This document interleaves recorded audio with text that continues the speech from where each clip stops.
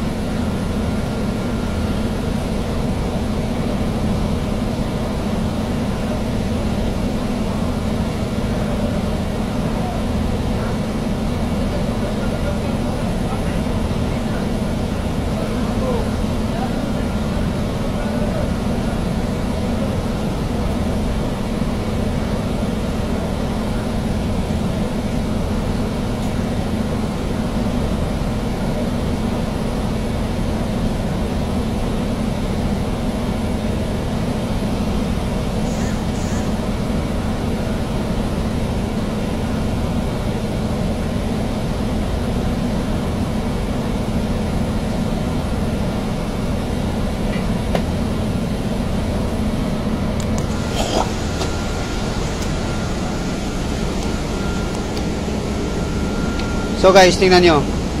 So nilagyan ko yung slip guys ito para lalong matibay. So yan guys, full weld na siya guys. So maya guys, ipupulo din natin to guys. Ito yan siya guys, oh. So yan po ang mamayari maya.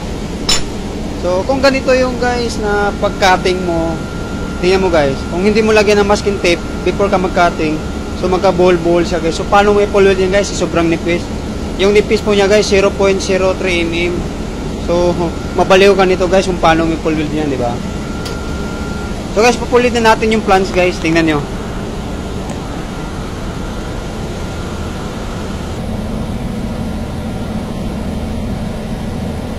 So guys, ipapulit din natin ito guys, no? Yung amperahe natin ito guys is 130. So, ang amperahe natin nito guys is 130 amperahe guys, amperahe, no? So, baka magtaka tayo guys kung mayroong trapal. So, bawal po talaga may hangin kasi masisira po yung masisira po yung karayom guys. Ito, matutulid to. Itong karayom na tungsten guys, masisira to sa hangin. Kaya lagyan natin ng trapal para hindi makapenetrate yung hangin. Kasi yung hangin guys, makapasira dito sa pag-full weld mo guys eh. So, titingnan mo yan guys. So full weld natin maya.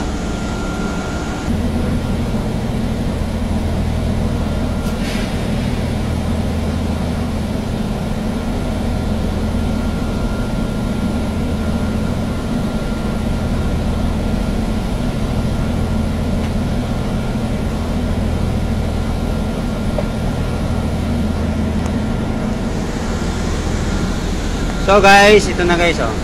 Yan. Full na guys.